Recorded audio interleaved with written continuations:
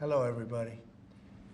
So before we begin, we're going to talk about how good some of these numbers are, be way ahead of schedule, especially as respect to manufacturing and manufacturing jobs. It's taking hold, and we've only been here a few weeks, but it's really, it's going to be something. I don't know if the rest of the world likes it, but people in the U.S. like it, that I can tell you. If I might, could you talk about the student loan situation, please? Yes, sir. So later this afternoon, we're going to have prepared for your signature an executive order dealing with the Public Service Loan Forgiveness Program. This is a program that's designed to expedite basically the conclusion of payments on student loans for people who have taken out federally backed student loans. The problem, though, is that a lot of these people work for NGO organizations, for nonprofit organizations that engage in illegal or what we would consider to be improper activities, supporting, for example, illegal immigration or foreign terrorist organizations or otherwise law-breaking activities. So this executive order will direct your Department of Education and Department of the Treasury to basically bring about modifications to the Public Service Loan Forgiveness Program in order to ensure that people who are engaged in these sorts of activities can't benefit from a program that's really not intended to support those sorts of things. And what are the consequences if they are not good? The consequences would be that they wouldn't get forgiveness of their student loans as they would be eligible for if they were working for the government or a normal nonprofit that's not violating the law. All right. Any questions on that? Anybody have any questions? So we'll talk about the manufacturing turnaround, and it's been very early, but it's pretty significant. The numbers were much better, as you know, than projected by the media, and a little surprising, actually, how strong, how fast, because we have many companies that are moving into our country. As you probably know, it's a statistic that everyone talks about, but nobody seems to have done much about. Since the beginning of NAFTA, there's been 90,000 plants and factories closed in this country. Think of that. 90,000 plants and factories have been closed in this country. Many of them have been car manufacturing plants. And that's a terrible statistic, and we'll be turning that around. You're going to see it already. We already have numerous that are being built or starting to be built, and numerous that were being built in other countries, and they stopped, and they're coming here now because of the tariffs. And that's a big deal. That's what you want to hear.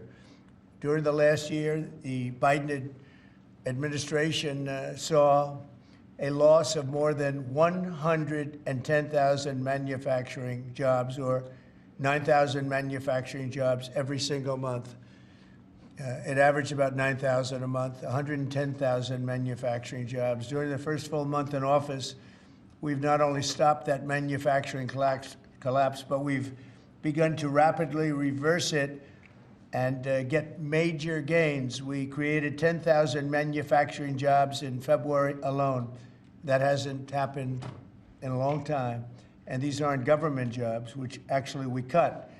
These are private sector manufacturing jobs. So we gained all of those jobs, 10,000 jobs, and we barely started yet. That's a very unusual number. People are surprised by it. I'm even a little surprised. On auto jobs, we created almost 9,000 new jobs in the auto production field. And the reason for that is largely they think things are happening, so they're already geared up. In some cases, they had rooms in their plants, or they had empty plants that they were able to put into use quickly because they see, because of the tariffs, they don't want to be dealing with other places, and they don't want to go back and forth and around and through the borders and across Mexico border and Canada border and all that. They want to have the jobs in one location. And they've had space, and if they had space, they were able to create the jobs almost immediately. In some cases, they'll be building plants to take care of those jobs. So we created 9,000 new jobs already in the auto production, auto parts manufacturing. So we want the auto parts ideally, and I think from a simplicity standpoint too, to be built and made in the United States. It's in a single month. That all took place in a single month, 9,000 new auto jobs. You haven't heard that in a long time. After auto workers lost more than 27,000 auto jobs, in the final year of Biden. These are also high-paying jobs. These are very prime jobs. The ISM Manufacturing Survey and the S&P Manufacturing Survey have also confirmed that our administration is presiding over a brand new domestic manufacturing boom after major collapse under Biden. It was a collapse. All he did is keep adding new government jobs, which are not the jobs you want. We're trying to shrink government and grow the private sector. That's what we've been doing. Under the final 2 years of Biden, 1 in every 4 jobs created in America was a government job. That's a tremendous percentage. But under the first full month of President Trump, which we haven't even gotten started yet, an incredible 93% of all job gains were in the private sector. So that statistic just came out. Big gains for native-born Americans. For the first time in 15 months, the job gains for native-born Americans, for American people, people born in America, exceeded job gains for migrant and foreign-born workers. This is the first time that's happened in more than 15 months. Employment for native-born workers went up by 284,000, while foreign-born workers went down by 87,000.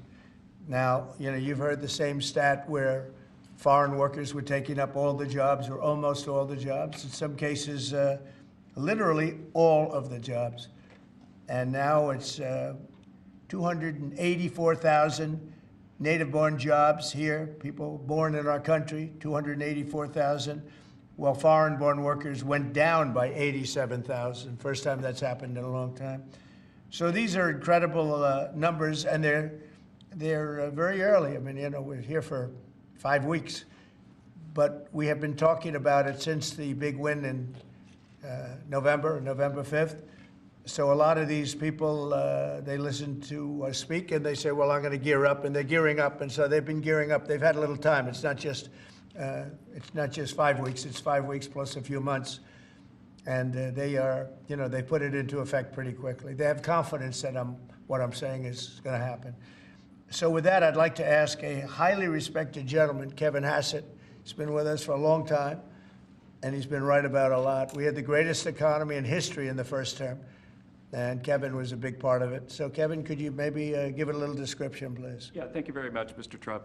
I think that the 3 things that you emphasized during the campaign is that you wanted to create domestic, high-paying manufacturing jobs, that you wanted to end wasteful government spending and reduce the unproductive government workers, and in fact, unleash them into the private economy where they could be more productive, and to create jobs for Americans. A lot of people said that if you deported illegals, that employment would go down because no Americans would take those jobs. And if you look, 280,000 American-born folks were hired, manufacturing jobs are going up, and this is just out of the expectation of your future policies, really, sir. It's in April when your Reciprocal Trade Act is expected to happen. The tax cuts haven't passed yet. And so people are clearly expecting the golden age. And if you want to forecast the future numbers, everybody, just keep in mind that President Trump has already gotten us $1.7 trillion in commitments of new factories. And those haven't even happened yet. Those aren't even in the numbers. And so I expect this is going to be a glimpse of a golden age to come, sir. Thank you very much. One other thing, in Canada, we find that they're charging us over 200% for dairy products. You know about that. And when I left, we had that well taken care of. But under Biden, they just kept raising it. Very difficult to deal with the Canadian representatives. 250% for dairy products, tariff. So where do you hear that? You don't hear that. They have a tremendously high tariff. Give you the exact numbers in a little while coming out, on lumber. So they sell us lumber. They have a tremendous tariff. They make it impossible for us to sell lumber or dairy products into Canada, but our numbers are a tiny fraction of that, almost non-existent. And what we're doing is freeing up our forests from the environmental nonsense that they put on them, where you can't cut down a tree. And we have to cut down trees in order to build the firewalls.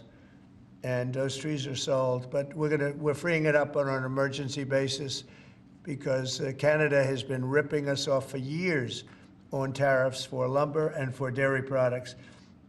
250%, nobody ever talks about that. 250% tariff which is taking advantage of our farmers. So that's not going to happen anymore. They'll be met with the exact same tariff unless they drop it. And that's what reciprocal means. And we may do it as early as today, or we'll wait till Monday or Tuesday. But that's what we're going to do. We're going to charge the same thing. It's not fair. Never has been fair. And they've treated our farmers badly. Look, our country's been ripped off by everybody, and that stops now. I had it stopped in my first term, and we're going to really stop it now, because this has been very unfair. Our country, from an economic standpoint and financial standpoint and a trade standpoint, has been absolutely ripped off by almost every country in the world. Canada, Mexico, and then you just go right down the line. India charges us massive tariffs, massive. You can't even sell anything into India. It's almost restrictive. It is restrictive. You know, we do very little business inside. They've agreed, by the way, they want to cut their tariffs way down now, because somebody's finally exposing them for what they've done. And same thing with China, same thing with a lot of other countries. And the EU has been a terrible abuser of this country. I mean, the EU was formulated in order to take advantage of the United States, and they have taken it, but they're not taking advantage when I'm in charge. So sometimes you'll hear some negative things. It's always from outside countries. America will be very strong. And, you know, if I'm a foreign country, they're going to do fine.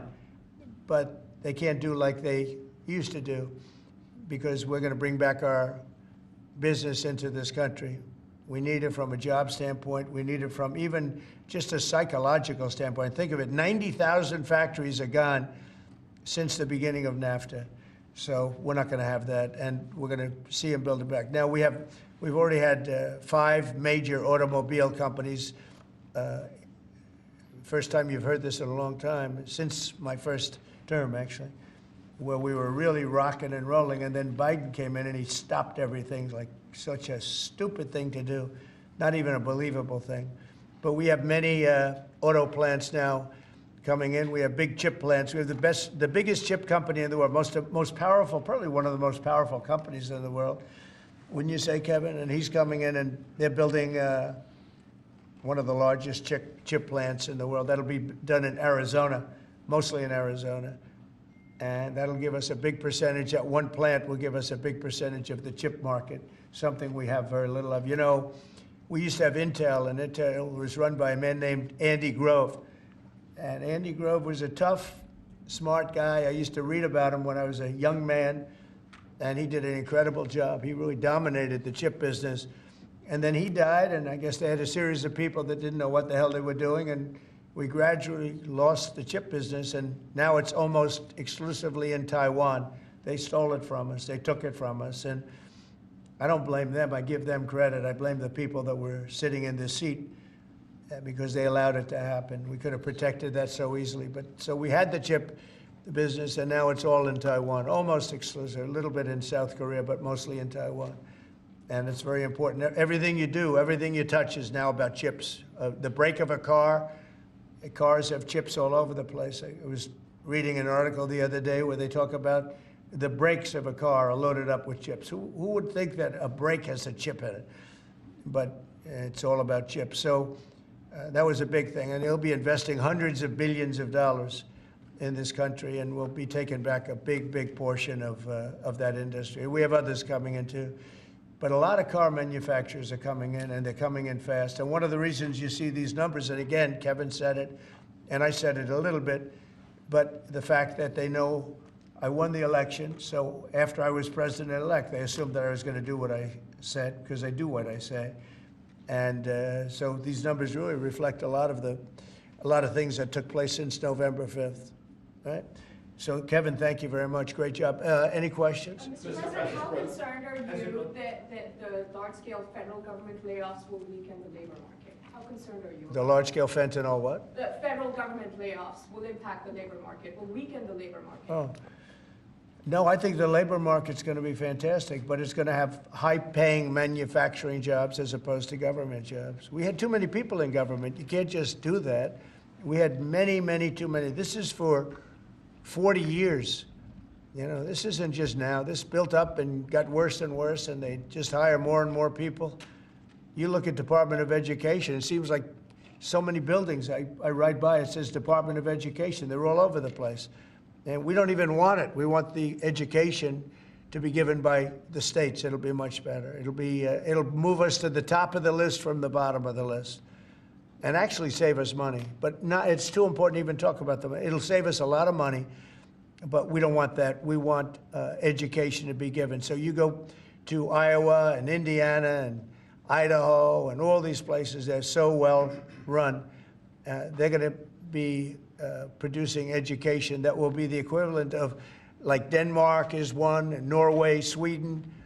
Actually, China is one of the better in terms of education, and so we can't blame size anymore. You know, China has 1.4 billion people, but they're very high on their list. The one thing we're doing well on, we're number one on the list, is cost per pupil. We spend more money than any other country in the world by far. So I jokingly say the one thing we do well on is the cost. We spend more money, and yet we're toward the bottom of the list. Yeah. Mr. President, I want to ask you, the joint address, millions of Americans watched your joint address earlier this week, where you warned that there could be a little disturbance that Americans could feel as a function of these taxes, these tariffs. How much disturbance are you willing to accept in the near term as a function of that? And to set expectations, how long should Americans expect things to cost a bit more? Well, so far, Peter, there hasn't been very much, because these numbers are coming out. We're here for just a little over 4 weeks. And these are fantastic numbers. I was watching some of the reports this morning. They were surprised. There could be some disturbance, a little bit of disturbance. I solved a little bit of that because I have respect for our auto companies, and I gave them a little bit of a 1-month reprieve because it was unfair, although I'm sure they'll take advantage of it. I see they're driving a lot of cars into the U.S. to try and avoid the tariffs, and they're taking advantage of it a little bit. But they called me, they asked me, they said, could they have a little bit of help? And I decided, they're American companies, USMCA, and I let them have that. But this really kicks in, the reciprocals, kicks in on, let's see, I guess the 2nd. And I wanted it to be the 1st so badly, just didn't want to be on April Fool's Day. So I made it the 2nd. That's going to cost a lot of money. That one day is going to cost a lot of money, but that's okay. But I don't see it. I don't see anything. I see good reports. I think we're going to have good numbers from the beginning. Now, globalists won't love this because this brings jobs back to America. So if they're coming back to America, maybe you'll lose some in other parts of the world. But the other parts of the world have done very well, and they'll continue to do very well. But I think the United States is going to be doing record business. We'll bring a lot of those 90,000 factories that have been lost over the last number of years. It's been, it's hard to believe. 90,000, think of what 90,000 is. 90,000 plants and factories are gone. We're going to bring back many of those plants and factories. One day the tariffs are on, the next day they're off. Right now the markets, as you know well, prefer stability. Are you done going forward with the pauses and the carve-outs? Is that it for those? There'll always be changes and adjustments, and you can't just, I could have, for instance, told the American car companies, no, I'm not going to give you anything, and then you wouldn't have had to say, well, they're getting a little extra. It's just a little bit of a 1-month reprieve. They're very happy about what's happening. They won't have to go across borders, and you see the zigzagging. You have a fender made in Canada, you have something else made in Mexico. We don't want that. We want it made here. But there'll always be some modifications. I mean, if you have a wall in front of you, sometimes you have to go around the wall instead of through it. But I think very little. I think very little. On occasion, if we can do something, we want to help companies. We want to help companies create jobs. So I could have left that, and you wouldn't have had a minor change. Instead, I was asked by the real majors, the big majors, if they could do this, and I said, yeah, I'll do it. I want you to produce a lot of jobs. And numerous of the people, actually all of the people I spoke to have already been, they're very much on the way to already doing it. That's why you have auto jobs increase. And the man, I don't know him, Sean Fain, I don't know him, and I did great, as you know, with the auto workers, with the Teamsters, with unions. I did fantastically well, best numbers ever by a Republican. And I have a lot of respect for those people. But Sean Fain, who I don't know, but wasn't a supporter, although the auto workers were big supporters. I watched him last night, and he said Donald Trump is absolutely right on tariffs. He said, what he's doing on tariffs is an incredible thing. And it's about time somebody had the guts to do it, because we're going to save auto manufacturing. And I said to people when I was campaigning, you're going to have so many auto jobs, you're not going to believe what's going to happen. We're going to load up Michigan. I won the state of Michigan, as you know. And part of the reason I won it was I got a lot of auto workers that voted for me, Detroit, et cetera. But I think people are going to be very surprised. Yes? Thank you, Mr. President. You mentioned in your remarks chips manufacturing, how a significant percentage is now in Taiwan. You also mentioned it in your address to Congress, and you called on Congress to overturn the CHIPS Act, which had bipartisan support in the last Congress. Why would you like to see this particular law overturned, Mr. President? Because it's hundreds of billions of dollars and it's just a waste of money. Now, some people have already taken the money and used it. Actually, it's very hard to qualify because they go by race, they go by gender, they go by all sorts of things. Nobody's ever seen anything like it. You won't be able to find those people. So I don't even think anybody can qualify. They have so many different categories in order to qualify. You have to have so many of a certain race, a certain gender, a certain this, a certain, and I don't think they can qualify, but if they take the money, they better qualify because they'll be watching them. But it's a tremendous waste of money. I didn't give the greatest chip company in the world, one of the greatest companies, I didn't give them 10 cents. They came here because of tariffs, because they didn't want to pay the tariffs. And they also came here because they like the results of the election, because they know that I'm very pro-business and pro-jobs. I mean, I'm pro-business, not for business sake. I'm pro-business because of jobs, because business is producing the jobs. Okay? Considering Russia, if I may, President Putin is bombing Ukraine. Yeah. Do you still believe him when he tells you that he wants peace? You know, I believe him. I believe him. I think we're doing very well with Russia. But right now they're bombing the hell out of Ukraine, and Ukraine, I'm finding it more difficult, frankly, to deal with Ukraine. And they don't have the cards. They don't have the cards. As you know, we're meeting in Saudi Arabia on sometime next week, early. And we're talking, I find that in terms of getting a final settlement, it may be easier dealing with Russia, which is surprising because they have all the cards. I mean, they're bombing the hell out of them right now. And I put a statement in, a very strong statement. Can't do that. You can't do that. Mr. President. We're trying to help them. And Ukraine has to get on the ball and get a job done. Michael, could you come up here? I see Michael back there. Good, I'm glad. He's traveling all over the world. I just saw him come in the door. Could you give a little definition of what's going on, please? Sure. Well, the president has been crystal clear, and he's been clear to all sides. The fighting has to stop. Both sides need to get to the table. We had a good engagement. Both leaders have said only President Trump could do so, and only he has been able to do so. We had an initial engagement with the Russians. The Ukrainians had a great opportunity to bind our economies together through that mineral deal. Unfortunately, that didn't go so well, but we think we're going to get things back on track. Secretary Rubio, myself, and the Ukrainian delegation will be meeting in Saudi Arabia next week to get these talks back on track, get the ceasefire in place, and drive peace home under President Trump's leadership. I think both parties want to settle. I think if I wasn't president, this war would have had no chance of settlement, zero chance. But I think we're going to get it settled and stopped. We got to stop. They're losing on average 2,000 soldiers a week. That's a lot of soldiers. Do you agree, Peter? It's a lot of soldiers on both sides, I agree. Do you, Mr. President, think that Vladimir Putin is taking advantage of the U.S. pause right now on intelligence and military aid to Ukraine? No, I actually think he's doing what anybody else would do. I think he wants to get it stopped and settled, and I think he's hitting them harder than he's been hitting them. And I think probably anybody in that position would be doing that right now. He wants to get it ended, and I think Ukraine wants to get it ended, but I don't see, it's crazy. They're taking tremendous punishment.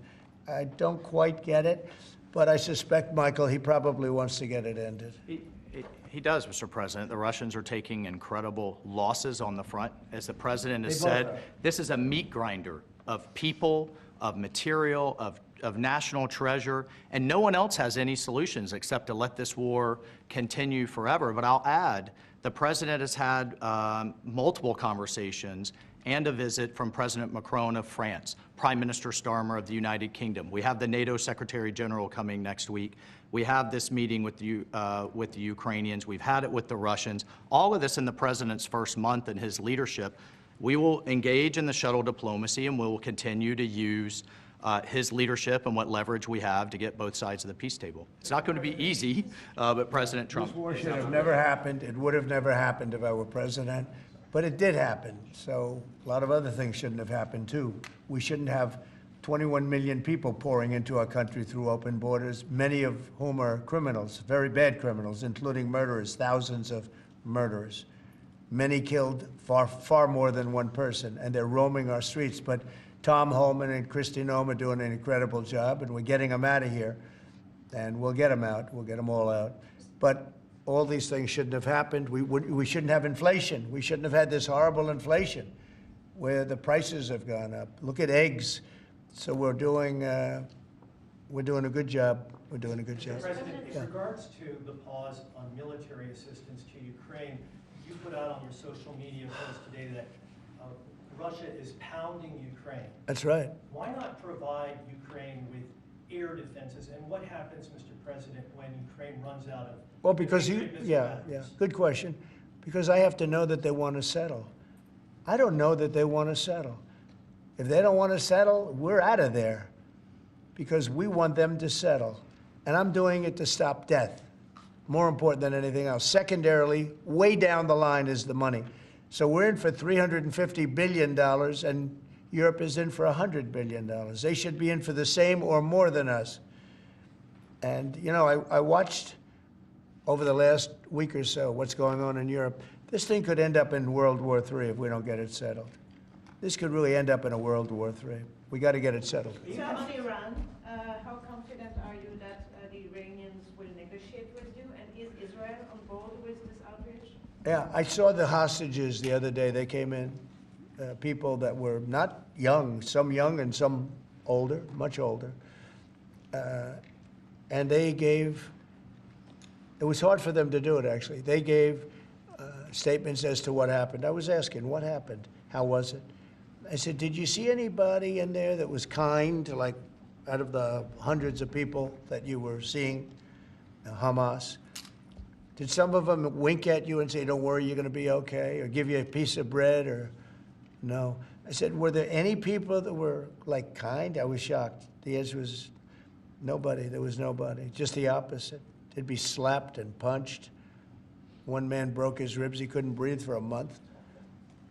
It was brutal. I was so surprised because you'd think there'd be a couple of people that would be kind, that would say, you're going to be okay, but they had none of that. It's pretty amazing. Brian? Thank you, Mr. President. He's a kind person. Well, according to... Although not to Zelensky, he wasn't. Well, you know what, that's another But to Trump, he's conversation. been good. Yeah. Go ahead, Brian. Nice tie, by the way. Look, we coordinated. Two questions. One on peace. Why don't you think any other European countries are offering a peace deal? It seems like no one's come to the table for peace except for you. Yeah. It's a very good question. Sometimes questions aren't answerable. They're in a very unusual position. They don't know how to end the war. I think I do know how to end the war. Despite the Russia hoax, I've always had a good relationship with Putin. And, you know, he wants to end the war. He wants to end it. And I think he's going to be more generous than he has to be. And that's pretty good. That means a lot of good things. Because, frankly, you could have made a great deal if this war never started, you could have made a great deal. I don't know that anything would have had to be given up. This was not a war that was going to start, Brian. And it didn't start. For 4 years, somebody said, well, how do we know that? Well, for 4 years, it didn't start. I used to speak to Vladimir about it. I used to speak to him about it at length. It was the apple of his eye, but there was no way he was going in. And he knew, there were going to be consequences. But it did start. I mean, think of what happened. Inflation, You have the war with Ukraine and Russia, that wouldn't have happened. October 7th would have never happened. Israel, they had no money. Iran had no money. Iran was stone cold broke, and now they have a lot of money. And that's going to be the next thing you'll be talking about is Iran. What's going to happen with Iran? And there'll be some interesting days ahead. That's all I can tell you. You know, we're down to final strokes with Iran. That's going to be an interesting time. And we'll see what happens. But we're down to the final moments. We're at final moments. You can't let them have a nuclear weapon. I think that I would have had a deal within 1 month after the rigged election of 2020. They were all set to make a deal. And then when I lost, they saw this person who's a stupid person, very stupid person. And they said, let's not make a deal. And they were right. He took the sanctions off. They became rich under Biden. They went from having no money to having $300 billion. All in a short period. It's oil. Oil builds up fast. It's a nice living if you have a nice oil well. And they do. They have a lot of nice oil wells, right? So anyway, so it's going to be a big thing. It's an interesting time in the history of the world. But we have a situation with Iran that something's going to happen very soon. Very, very soon. You'll be talking about that pretty soon, I guess. And hopefully we can have a peace deal. You know, I'm not speaking out of strength or weakness. I'm just saying I'd rather see a peace deal than the other. But the other will solve the problem. Mr. President, your allies are calling on you to pardon Derek Chauvin. Are you considering pardoning Derek Chauvin? No, I haven't even heard about it. No. Mr. President, on peace. I haven't heard that. In the first term, you may recall, I broke the news that you were nominated for the Nobel Peace Prize. And the reason for that was the work that you led on the Abraham Accords. I spoke yesterday with the member of parliament, the Norwegian parliament, that nominated you. And he said what the Nobel Committee is looking for from you, Mr. President, is security guarantees for Ukraine. Is that a possibility, Mr. President? So before I even think about that, I want to settle the war, get it finished. Because if I'm not here, nobody's going to settle it. And President Macron has said that, and everybody said that, the prime ministers and presidents. We're pushing very hard. That's all I'm thinking about now. As far as the question about security later, that's the easy part. The hard part is getting it settled. We got to get them. We're losing 2,000 human beings every week. More than that, actually. 2,000 nice, young, although they're getting older because they're drafting much older now. In the case of one country, much older, because a lot of the young people have been killed. It's very sad, and I'd like to see if I could stop that. And I'd like to also see if we could stop making these massive payments from the United States. I mean, Biden gave away money like it was water, with no anything, got nothing for it. Europe did it in the form of a loan. They get their money back, we don't. So that's how we came up with the rare earth deal. But we started, you know, behind the 8 ball. He could have gone to Europe. He could have said, come on, you got to put up money with us. You got to put up money with us. But he never did that. They just kept handing money out because he was grossly incompetent. All right, thank you very much, everybody. Thank you, Press. Thank you. Thank you, Press.